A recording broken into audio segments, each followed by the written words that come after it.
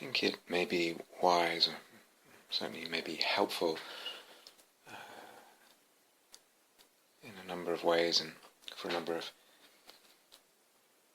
different reasons, to say a few more things after everything that we've said on ethics and soul-making so far in the Sila and Soul talks and these Image of Ethics talks, and emphasis on those words so far. As I said, to me they're endless subjects, endless inquiries, and they really should be endless inquiries, an active process. So whatever I've said now, as I think I said right at the beginning of the Image and Ethics talks, just represents a snapshot of a process and evolution which I hope that others can, when they've digested everything that's a sort of prerequisite up to now for soul-making Dharma, when they've digested soul-making Dharma in practice and what's been said so far around ethics. And I hope that there may be some people who can then contribute in a very careful and rigorous and intelligent and soulful way with integrity, also moral integrity, can contribute to the further evolution of the whole soul-making Dharma Logos, and in particular this the branch, the area, the domain around ethics and soul-making Dharma. So what I'm going to say now is not really in conclusion. It's not really conclusive. In a way, they're more, you could say, more preliminary marks. So could hear this more as an introduction to the whole Image and Ethics talks. And some of what I'm going to say today is, in fact, just reminders of things that I've already said, but because there's been so much said, it's easy to lose a lot of that. And part of the reason for giving this little extra piece now is because some people may have listened to Sila and Soul and the Image of Ethics or other things within soul-making and feel quite confused or even concerned at what they are concluding are the implications or probabilities that come out of what's been said. So I think it's worthwhile saying that. And also reminding, we try to, when the talks get put up on Dharma Seed, there's usually a sort of caveat, a warning, a sort of user guidelines sort of thing, which says, it's probably really not a good idea to listen to this until you've really digested X, Y, and Z. And in the case of these talks and the Sila and Soul talks, unless one has really digested, not just intellectually but in practice as well, the principles of soul-making Dharma and the practices of soul-making Dharma. So not just played with them a little bit, but really had a sense of, this is what the authentic imaginal is like. This is the sense of it. This is the terrain. And listening to many of these talks before that will, highly likely will only give a partial understanding, probably misunderstandings, etc., and of course give rise to all kinds of concern, etc. So anyway, so we put these notes up, but I know for a fact that a good percentage of people just ignore them and go ahead and listen because it looks like an interesting title or whatever. Anyway, so first thing to say is, and this is something I've said before, just to really stress it again, I believe that any ethical system will be incomplete. It will have its strengths and it will have its weaknesses, but it will always have its shortcomings and its inadequacies. And I think that applies to any ethical system that anyone, anywhere in the history of humanity so far has offered or come up with or established or guided, based their life on. And that includes whatever we've said so far about sensing the soul and soul-making Dharma and practice as an approach to ethics, as forming a kind of ethical system. Any ethical system will be incomplete, will have its strengths and weaknesses. it's places where it doesn't reach far enough or it's inadequate. And that includes soul-making dharma approach to ethics. It includes the sensing of soul. So it's really, really important to understand that.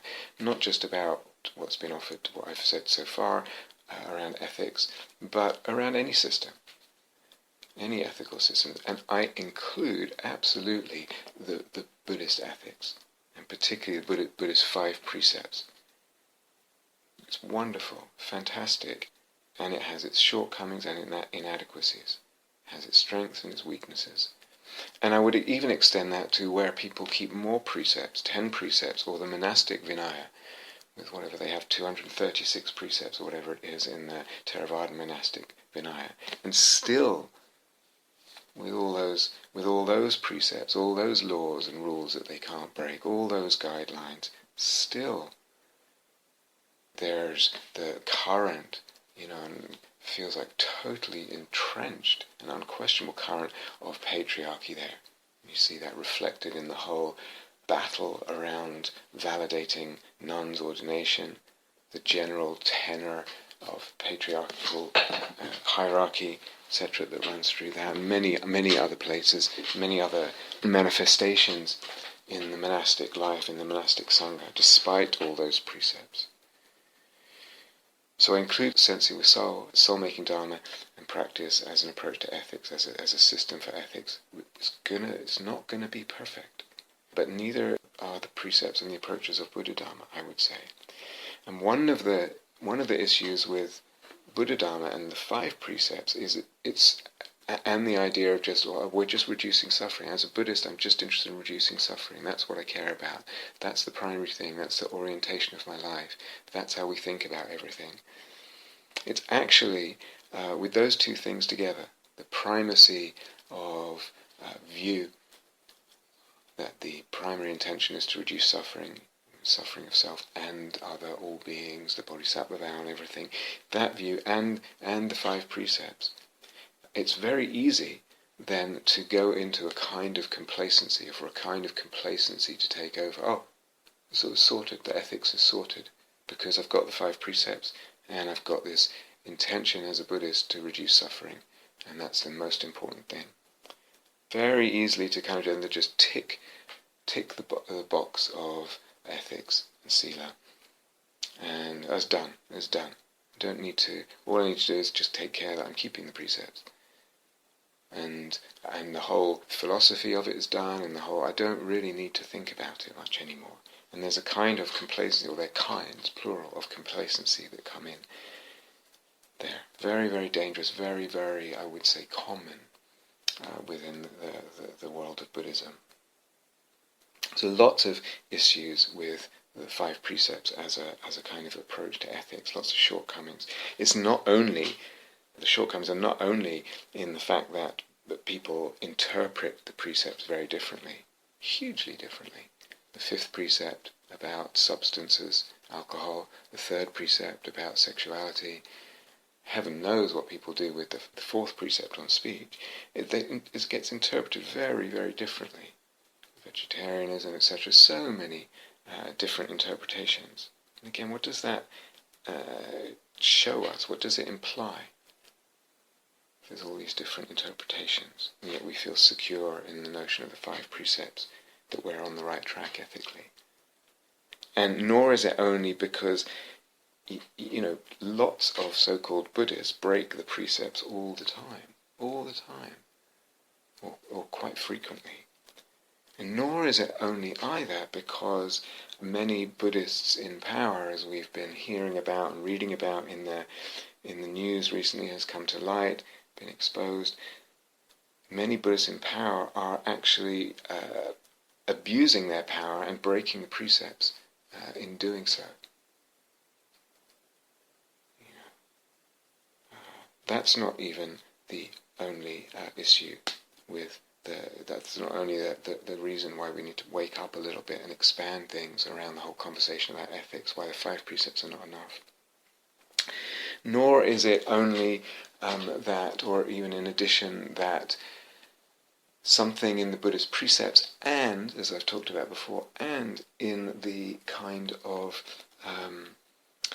archetypes that rule over and through Buddhism, but are not kind of consciously recognized as archetypes and images that are ruling over Buddhism.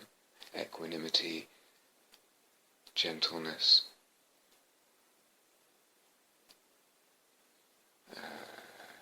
non-harshness, that kind of kindness, all these kind of images of what awakening looks like, of what a good Buddhist looks like, that are often kind of semi-conscious. Semi-conscious is the power of that typical Buddha Rupa image. Sitting cross-legged meditatively with his eyes shut, very still, very calm, very not engaged. I've talked about all this before. And what that does together, we've got the 5 precepts and these kind of not really recognized in their power and their pervasiveness and what they do. Images, archetypes, running through and ruling over Buddha Dharma and its practitioners. And what comes out then, sometimes, is a sort of passive aggression, for instance in speech, communication. Because actually good Buddhists don't get angry and raise their voices. But what comes out is a kind of more plenty of room left there for passive-aggressive abuse of power, passive-aggressive communication, etc., etc. Or when people are getting a little upset, kind of superciliously looking at them as if, well, you're not really practicing well right now because you're not being really equanimous and calm, etc. But even all those put together, all those reasons, people interpret precepts differently, they break precepts, Buddhists in power abuse precepts together with an abuse of their power. There's a kind of passive aggression that plenty of room, space is left for in a kind of Buddhist shadow. Not even all those together important, and they are really important issues and questions. But it's just the fact that the precepts are not enough as ethical, as ethical guidelines. Is really, but what I really mean is as an approach to ethics, as a way of thinking about ethics, as a way of taking care about ethics. They're just not enough, I would say. And I certainly know, one of my teachers would very much disagree, but I would say they're just not enough. Thich Nhat Hanh's addition to each of the 5 precepts of adding a kind of positive version, so not just to take what's not given, but to practice generosity, not just to not harm life, but to practice kindness, etc. This is, really, really valuable, really helpful, I think, in terms of opening things up further in a way that they need to be opened up. And for some people that will be enough. That's enough. Well, that feels like it's enough. It's one approach to opening things up larger, but I still think, as of now, I don't know how many hours with the Sila and Soul Talk and the image of ethics, but I still think there are larger questions here that need looking at and that need investigation.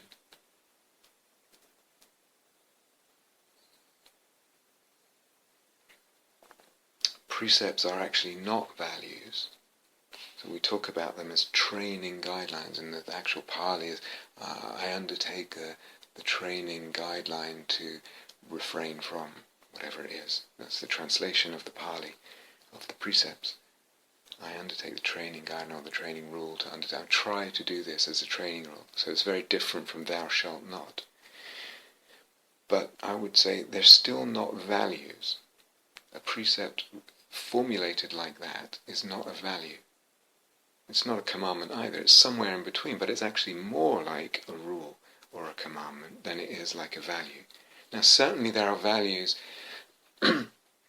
wrapped up in or implied or suggested, or we bring a sense of what values may be wrapped up in or implied or suggested in any of those 5 precepts, but actually it's not very clear. They're wrapped up in them, but if you think your way through, I'm not going to unpack it for you, think your way through this. Yes, values are implied. What values? What values are implied, and what are the limitations in terms of just connoting or pointing to that value just through the formulation of a precept. It's not clear. It's simply not clear. So I'll come back to this about the precepts. As I say, I don't think they're enough. And one of the indications that they're not enough, as I've started talking about in The Meditator's Revolutionary and Necessity of Fantasy, one of the indicators that they're not enough is just if we ask the question, why is it that Buddhists came so late to the party addressing climate change? Why so late? And I mean that as a real question. There's a real question there. Not just a criticism, why so late? But really, why? What was it, or what is it in Buddhist practice and teaching and thinking and formulations and the way we think about ethics, the way we frame ethics and the limitations of the way we think about ethics, that meant that probably of all the major religions, it was contemporary Buddhism that was the latest in really stepping up. Thankfully it's really beginning to change now. But it's taken quite a lot of work by a number of people. But this is a real question. Why? Why so late? Why were the Christians already there first and others? What was going on, as I'm repeating myself now, what was going on? What was there in the way that we were thinking about ethics and thinking about practice and thinking about liberation and thinking about the world that wasn't picked up? And some of the teachers, when interviewed, for example, by David Loy years ago, some of them, like Joseph, were just honest enough to actually really question themselves. Yeah, that's interesting. I don't know. Why haven't I thought about that? And even then, the galvanization is slow. Even when it's pointed out, why are we not thinking about it? Even then, slow. So there's a real question there. And this is part of my, is it enough just to fall back on the 5 precepts, just to rest on the kind of presumed safety and the presumed laurels of the 5 precepts?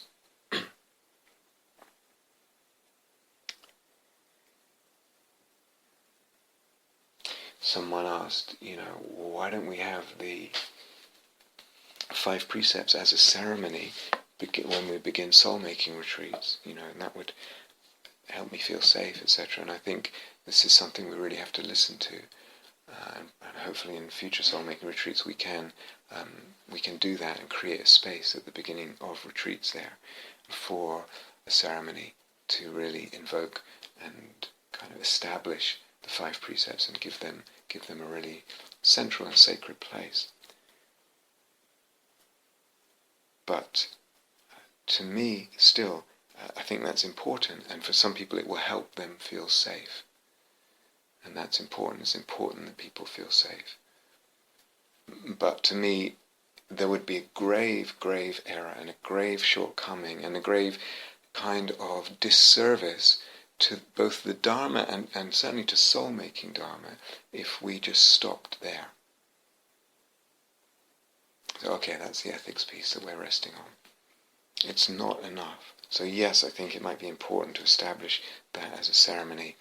And on future retreats we can think about that. Sometimes there's so much to get through that it gets squeezed out. There's also the case, at Gaia House, that we have a kind of legacy because of certain teachers since Gaia House was created. There was a real kind of tenor of frowning on ceremonies and not having any ceremonies for anything at all. So at Gaia House we're a little battling that history and legacy.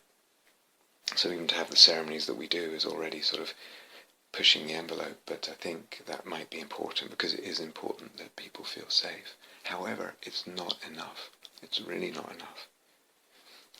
So I think if we do have a ceremony, it should be also seen that it's a preliminary. And I was thinking recently, just in terms of how do people approach the area of ethics and its relationship to soul-making Dharma and soul-making Dharma practice. So often with Buddha Dharma, you get taught the ethics first. It's like, okay, let's agree to that, and then you practice. Ideally, that's what you do. Here's the 5 precepts, and then you practice. And as I think I shared once, that's how it worked for me. I just heard them, first Dharma talk ever. It made complete sense. Just immediately took them on, changed my life quite drastically, and then got into meditation immediately after that. Now, for a lot of people, that isn't the case. But still, I think it might, and I'm not sure if this is right, so I'm kind of thinking out loud here. It might be that is, for many people, the start of soul-making practice. They come to soul-making practice through other Dharma practice, and soul-making Dharma practice, just like other Dharma practice, should be resting on and should be really taking for granted the care for and the adherence to the 5 precepts. And I think I said that in a podcast interview, maybe a couple of times with a couple of different interviewers. So rests on the 5 precepts, absolutely. But maybe we should make that a little more clear. So that's a beginning. And then one already has a basis in the 5 precepts and a basis in everything else that we usually ask for before people come on soul-making Dharma retreats. Mindfulness, insight meditation, samadhi, some understanding of emptiness, certainly metta and things like that, and energy body aware, etc.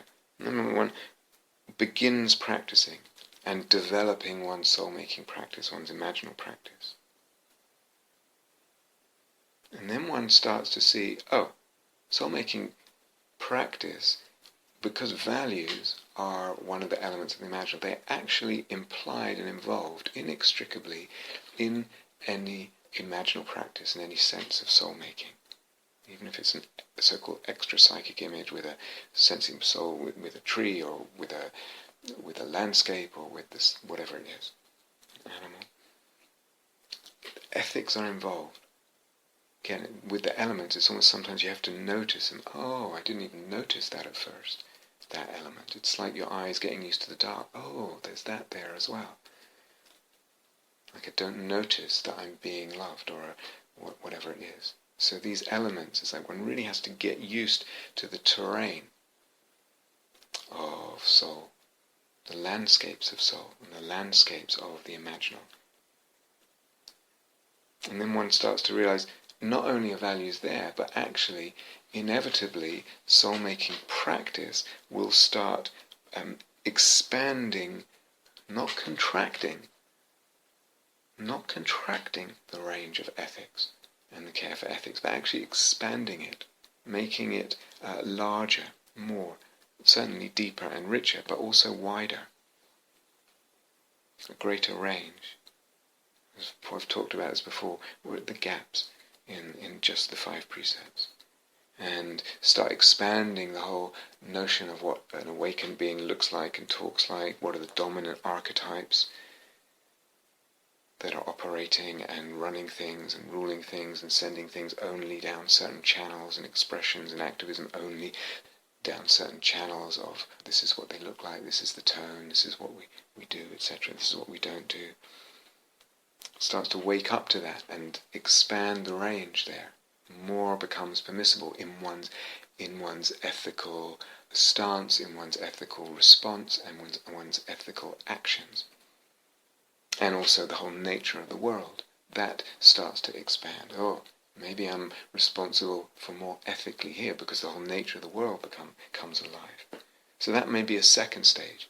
First stage is, just the 5 precepts as usual, alongside your regular insight meditation practice and what you know from there. Those are 2 platforms you start practicing, and through the practice itself, through having proper, genuinely imaginal experiences and working with that, and grappling with that, and listening to teachings and trying to understand, having a range of sensing with soul experiences and all that, then you will see something expands. Doesn't contract, it expands. Is more demanding ethically. There's a greater range. So that would be the second stage.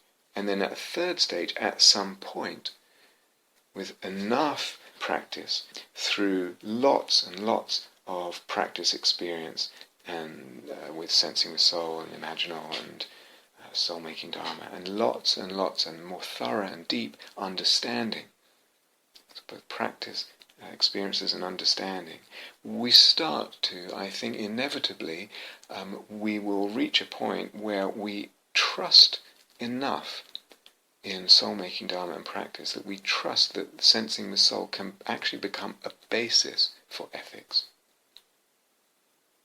Through, as I've described in these image of ethics talk, through a sensing the soul with regard to values, to virtues, to ethical choices and situations.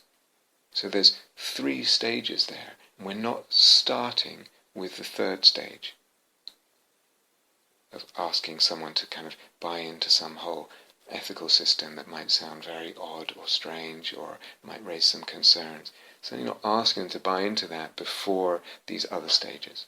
So I don't know, as I say, I'm thinking out loud here. I'm wondering about order, what the order is. People often ask me just in what order should I listen to talks in what order should I... so I'm thinking out loud, I don't know what the order is for sensing the soul practice, for soul-making dharma. But that might be one way of thinking about it, right? Just these 3 stages. Very different from putting the ethics, in the soul-making dharma sort of understanding of ethics, putting that first. That would be kind of ridiculous, because people wouldn't really have an ability to do that, or know what we're talking about, and would easily be misunderstood, misinterpreted, all kinds of things. So there are lots of questions about this. What's the order? What's a prerequisite for soul-making dharma practice? And so one question we still have, I don't think it's quite resolved yet, is exactly how much real understanding of emptiness should a person have before they really get into soul-making dharma. And I've said just briefly as sort of secondary comments, I'm not sure yet, but in several conversations there are people who think, I think, one really needs to have quite a deep understanding of emptiness, or quite a sure understanding of emptiness. And I mean emptiness as I teach it, that really thorough emptiness. Not just a little bit about, the sort of, whatever it is, emptiness is impermanence or aggregates in time.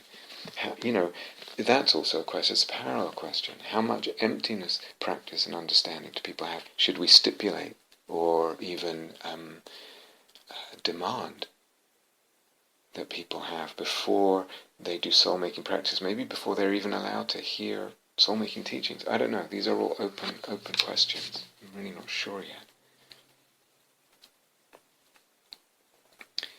So some may have heard in the totality of the ethics talks so far, the Sila and Soul and the image of ethics, Well, hear this thing about hierarchies of values, for instance, and I don't like the idea of lower versus higher. So a few things about that. Remember, and perhaps I didn't make this clear, sufficiently clear at all on the Sila and Soul talks, but Hartmann was really addressing a different question than, say, Kant. And we are prone these days, as I've tried to make very clear on the image of ethics talks, we are prone these days to approach ethics with immediate the question of what's right, what's wrong.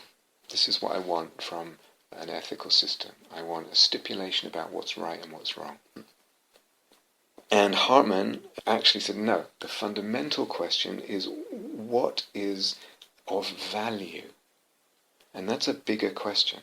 What is really good with a capital G? What is the good, as the ancients used to talk about? As what is a life that's really worthwhile? What is the beautiful life? And that's a bigger question than what's right and what's wrong. But before you can answer the question, what's right and wrong, what should I do, what ought I to do in this or that situation, you have to actually answer or look at the larger question of what is of value. It's not so much replacing one question with another, but providing a ground, a wider and deeper ground for the question, what ought I to do, with the wider and deeper question, what is of value. And then this whole question, or this whole exploration of a hierarchy of values is necessarily called in when we ask that bigger question. And the question of what's right, what's wrong sits within that bigger question, and I hope that's something that the image of ethics talks makes clear. And the fact is, we do have hierarchies of values. You have them anyway. So again, it's just a bit like the soul-making dharma and practice itself. It's just making clear what goes on for us as human beings anyway. Soul-making dharma, or in relation to eros, when we really love something, and in relation to ethics, when we make ethical choices, and when we're arguing with someone about right and wrong, and it's not just stuck, the argument.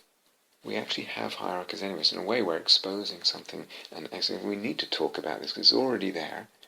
And we need to talk about it because actually we need to expand the conversation, the range of the conversation. What are we trying to actually ask and address and inquire into? What's the fundamental question here? So a person says, I don't like this idea of a hierarchy of values. Okay, we'll think back, for example, to Augustine's hierarchy and the example he used, or the example we used of an example he used. He says, justice compared to gold. He said, these are both wonderful things. They both have value. They're both part of God's creation. And as such, both of them should be loved. But for Augustine, it's clear there's a hierarchy here. Justice has a higher value than gold. And we should orient that way. We should appreciate the hierarchy of values and love justice and gold according to their place in that hierarchy. In other words, we should love justice more than gold. Gold, personal profit. And then one can say, oh, I could use that personal profit for justice. Okay, but the point he's making here is for personally used material gain. So if you think you don't like hierarchies of values, then just use Augustine's example. You think Augustine's example. Do you really disapprove of the idea that it's better to love justice over your personal profit that you would use for your personal use? Most of us, even if we find it hard to live up to sometimes, would say justice is the higher value. There's a hierarchy there. And we would agree with Augustine, maybe, that we should love according to that hierarchy. We should love justice over our love and our desire for gold. So this is the kind of thing that's being pointed to, and just to ask yourself, if you have this objection to a sense of hierarchy, do you object to that hierarchy? Or to take another example from Nicolai Hartmann. So he has two values, the value of altruism and the value of egoism, of selfish interest, selfishness of interest. So they're in hierarchical relationship to each other. Altruism is the higher value, it's higher than selfishness of interest. Selfishness of interest is still a value. Egoism is still a value. We need to take care of ourselves and our own needs. But how do we know there's a hierarchy there? Or how can you sense if you already feel there's a hierarchy there? That's the more important question. How does your heart respond to stories of altruism, or when you witness great altruism? Are you not moved and impressed? And how does your heart respond when you just see someone just taking care of their own needs? It may not even be at the obvious expense of anyone else. But the way these things touch our heart and impress on our heart, the way our heart responds when we witness altruism compared to when we witness egoism, is already implying that we sense a hierarchy there. Now, of course, you may not. But I think a lot of people, maybe it's universal, maybe it's just a cultural thing that's come post-Christianity, but my point is more for you to introspect a little bit here. And just see, is your heart not more impressed upon, more moved? Are you not more impressed when you witness altruism compared to when you witness just some example of someone just taking care of their own interests? Egoism. And Hartmann adds to that, yes, there's a hierarchy here, but if it's completely, utterly lopsided, and there's way too much altruism and almost no selfish interest, it's so imbalanced between those two hierarchies that it borders on stupidity, dysfunction. So yes, there's a hierarchy, but still there's a qualification that one is not at the complete expense of the other. Altruism is not at the complete expense of selfishness, of interest, of taking care of oneself, of egoism. So there's a hierarchy, but it's got other considerations that are woven into the sense of that hierarchy. If we want a kind of wisdom with regard to the hierarchy. And there may have been things, for instance, in the Sila and Soul talks, or even in the image of ethics talks, where talk about a certain value and it just doesn't resonate for some people. Of course not. So again, maybe I just didn't make this clear enough. But if certain values don't resonate, they're just rarer values and they're not for everyone. So for example, what Hartmann calls the value of nobility, noble-mindedness, in his sense of the word, very particular usage he has of that word in an ethical context, in the context of values and virtues that we talked about in Sila and Soul. It really means for him the opening up of the kind of vision or sensibility or realizational capacities of the culture at any time, opening up the telescope lens wider, opening up the focus of the telescope lens wider as it looks on the firmament of values. Remember, every culture, every person has a limited scope, and the noble-minded nobility with regard to values actually stretches that scope. Such a person begins to discern new values that the culture at that time hasn't sensed yet. Their antennae are more receptive. They're ahead of their time, in a way. In much the same way that Christianity itself now has become such entrenched values, even if one isn't a Christian or isn't religious or objects to our inheritance from Christianity and all the wrong that's been done and this and that, we've still absorbed so much from Christian morality. At its time, though, it was a novel value, novel and noble, in the sense that Jesus and the first apostles and disciples were really feeling into the ether, into the firmament of values, and picking up on a new set of values, or stretching of the values, love over law. The value of love over the value of biblical law, of Moses' law. So at that point, those who were sensible to that and preached that were embodying, manifesting the value, the virtue of nobility in Hartmann's sense. Now, of course, it's just totally old hat, as I said. But there's a value in nobility. And some people have that calling, and some people just don't relate to that at all.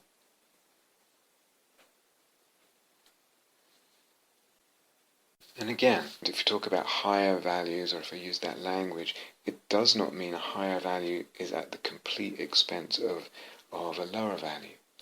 So for example, we were talking about love of the remote. And love of the remote really means love of those in the future, but those most excellent in the future. Those most likely able to offer something really beautiful to the world and really valuable to the world in the future. And caring for those people who one doesn't even know or meet, one might not even be sure if they get the message, or etc., etc. And then comparing that or contrasting that with love of one's neighbour, which is those around one in everyday sort of interactions. And some people, like Nietzsche, almost discovering the love of the remote and prioritizing that to the complete expense of love of his neighbour. I don't know, he eventually went mad, but it was probably a biological thing, an illness, a physical illness that affected his brain. But anyway, it was a mistake. And sometimes, in fact, as Hartmann points out, sometimes people discovering new things get a little extreme at times.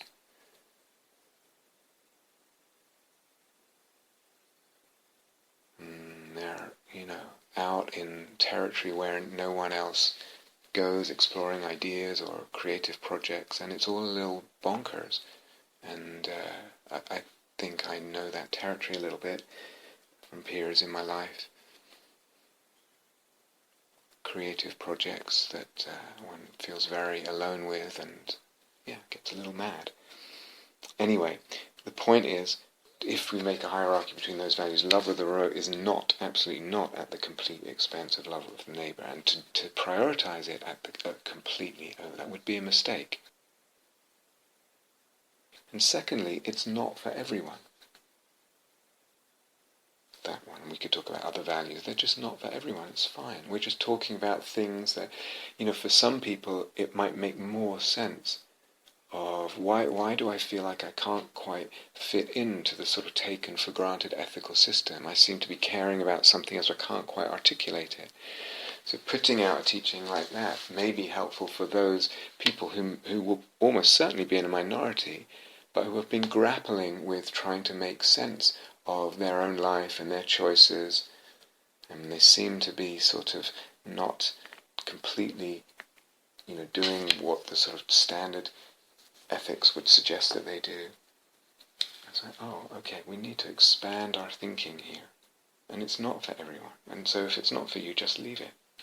And we could give lots of different examples here. But even more importantly, I think, now from the image of ethics talks, it should be clear, again, that it's not in the thing itself. That eventually we can just use the soul-making sense as your guide.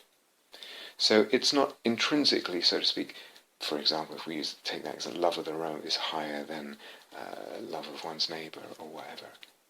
It's not intrinsically in the thing itself, right? We've emphasised this several times when we talked about the ontology of values in the image of ethics talk.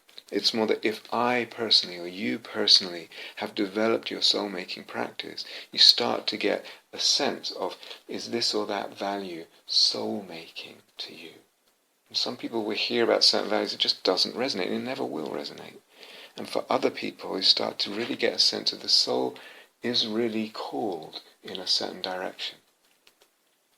And again, even if it is, it doesn't mean to follow that call or to prioritize that call at the complete expense and at the total disregard of another value that might seem lower in your personal soul-making sense of the hierarchy there. So this is really important, but eventually one can use one's own personal soul-making sense, and that's different than decreeing that this is for everyone a so-called, higher value, and that is for everyone a so-called lower value. Again, I'd be repeating, but so if that sounds alarming, and you think, so it can just be anything you like, any whim, you can decide what's higher or lower value, then if one thinks that at this point you haven't understood yet the discipline and the demands of soul-making practice and understanding, the discipline and demands of a disciplined eros, disciplined sensing with soul. And again, to repeat, we're putting out, exploring, unfolding, supporting ethics with a different ontology and a different epistemology, different than Hartmann's, and different than usual ontologies and epistemology that we're used to. Certainly different than the usual one of modernity, or of postmodernity, or of pre-modernity. We've gone into this before. But as I said, even that might sound alarming to people. Let it go for now, if it sounds alarming. It's really important to trust your concerns and leave what sounds alarming or what you don't like, or better, discuss it with others. Really discuss it. And it might be that you leave that part alone, just leave it, just go back to what you feel comfortable with ethically, what makes sense, actually what really makes sense to you.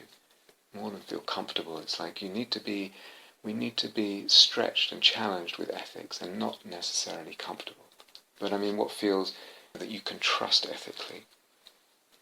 leave it. And if you're still really attracted to soul-making practice, get into the soul-making practice. And it's probable that that evolution that I was talking about before, those 3 stages, you'll start to realize, oh, now the soul-making business is opening up my whole ethical outlook and questioning and sensibility and the ethical demands on me and the range of that and the range of expressions and all that. And then eventually it will mature even more, and you will feel that you can trust your soul-making sense with regard to ethics, and you will feel a hierarchy of values, but it's your personal hierarchy of values, and you will feel that you can trust that. There's no danger, again, and say, oh, everyone can decide for themselves, so this mass murderer could just decide that this is how... We've been through all that. Okay, but if it's alarming for you now, it just means you're not ready for it. Just leave it, put it down, come back to what you feel you can trust, both ethically and in terms of practice. And if you feel drawn to soul-making dharma, just get into it. And if you really develop it, if you put the time in and you love it and it develops, at some point there will be these stages of evolution that will open up and transform your relationship with ethics and ethical questions and ethical issues.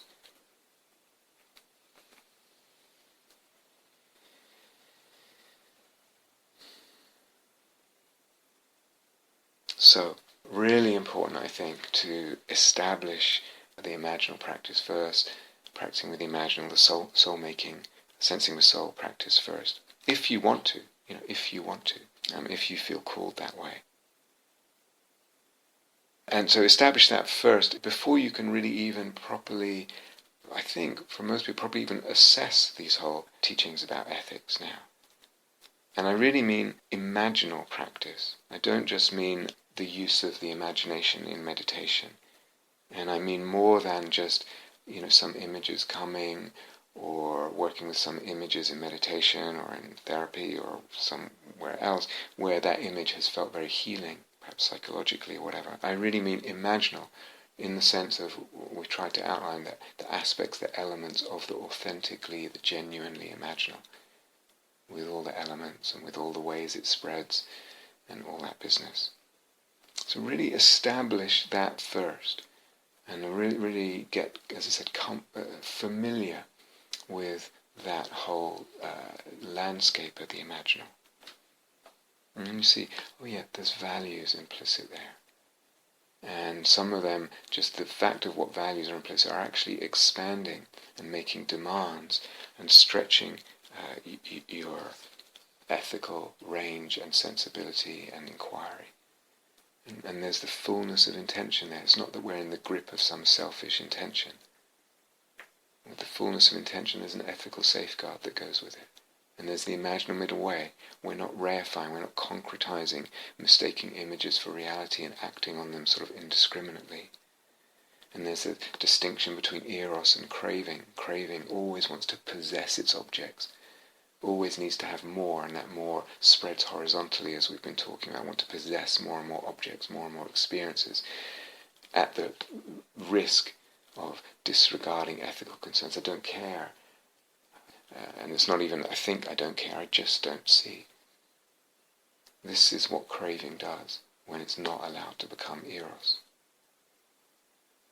Eros, as we talked about, opens up the imaginal, the vertical dimensions. It can get the more it wants in this endless opening up of one image.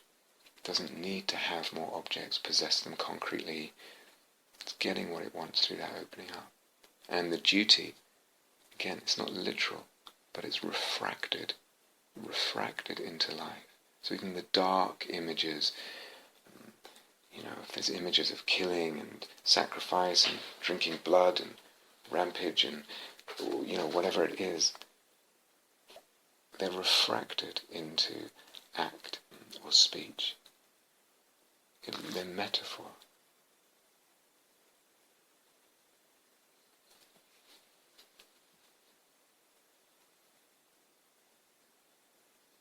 The image can stay what it is, but it refracts into something that ostensibly doesn't even look like it. So I can see, all those soldier, warrior images that I used to have, how they have been refracted into my life through my teachings. My teachings have been, one could say from a certain point, warrior-like, etc. I'm certainly not going to join the army, get a sword, hurt anyone physically or anything like that.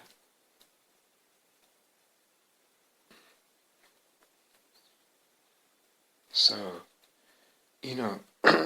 touching on something I said before, there's been a question with the whole soul-making teachings. Really, almost from the beginning, not quite, but almost from the beginning. I somehow felt a duty when I started teaching soul-making and imaginal stuff. I somehow felt a duty in putting it out there in the Dharma context and shaking things up and asking questions and expanding things. And I felt a duty in doing that, a soul duty in doing that. But quite quickly there came a question, and Catherine and I returned to this question quite regularly. Should these teachings be freely available? I'm talking about the whole soul-making Dharma teaching, the imaginal teaching. They're just there on Dharma seed, literally freely available. Anyone can listen. It's just open on the internet. You don't need to do anything. You just need to click on a button. And you can hear all this stuff. And is that appropriate? And there's a number of reasons to ask, is it appropriate? Should they be freely available? Or should there be a whole series of preliminary stages that we, as I said, require people to go through? Not even just suggest they go through, as we sometimes do, but demand that they go through before they can even listen to any teachings. Qualifications that they need to have access to the teachings and practices like it used to be in, for example, Tibetan tantric teachings, and is much less so these days, but still a little bit so. Before you can hear certain teachings, before you have access to the teacher, before you are given any practice instructions whatsoever. So that's still an ongoing question. I'm not sure. I don't know. But I'm just sharing that this is a question that has been around for a while now, and that we take very seriously as a real ongoing question. And, historically, the same thing with regard to emptiness teachings. I think I shared this. You look at the old Mahayana text and it says, don't teach emptiness to someone who's not excited about it, to someone who's not ready for it, etc.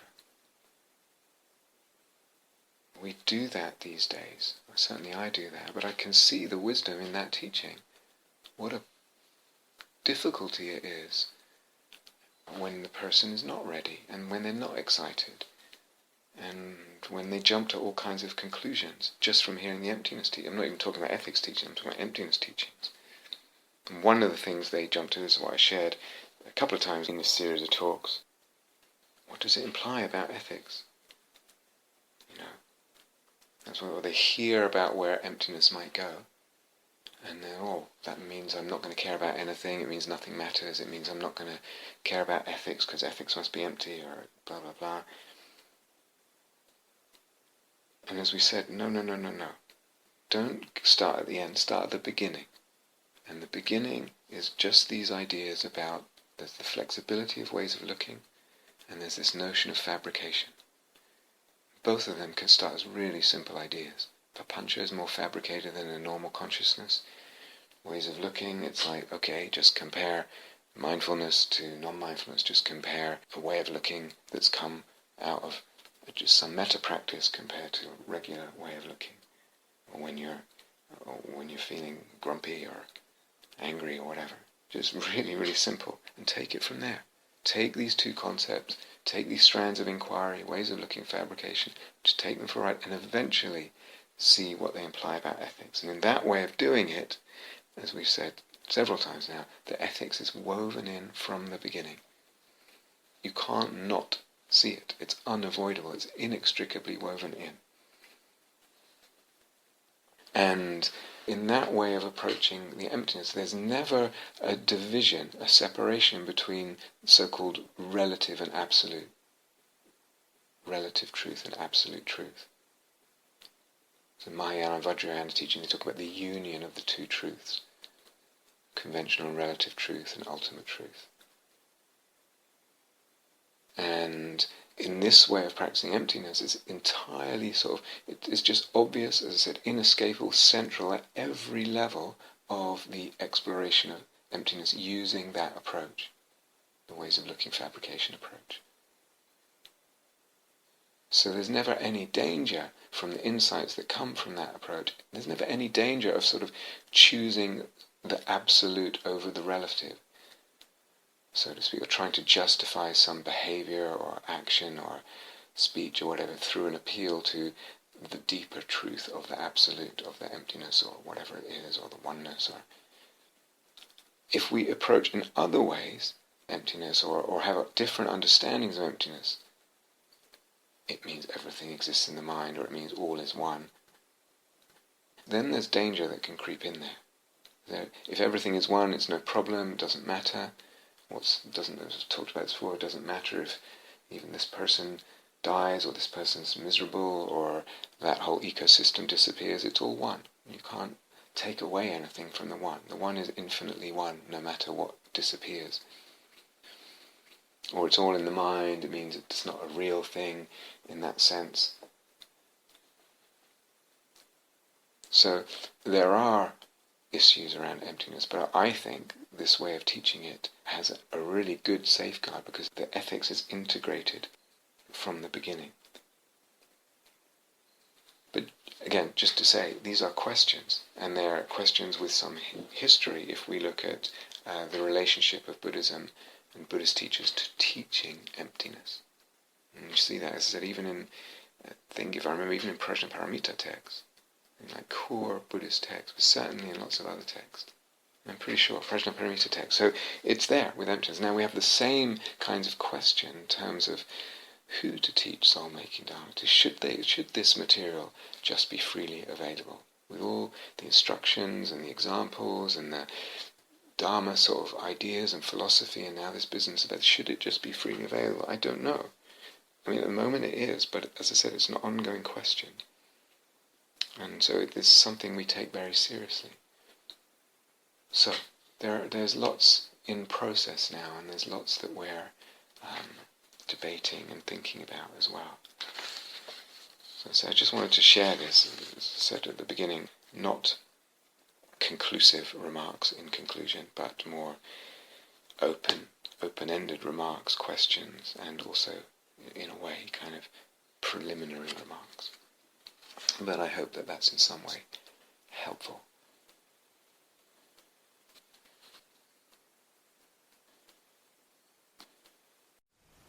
Thank you for listening.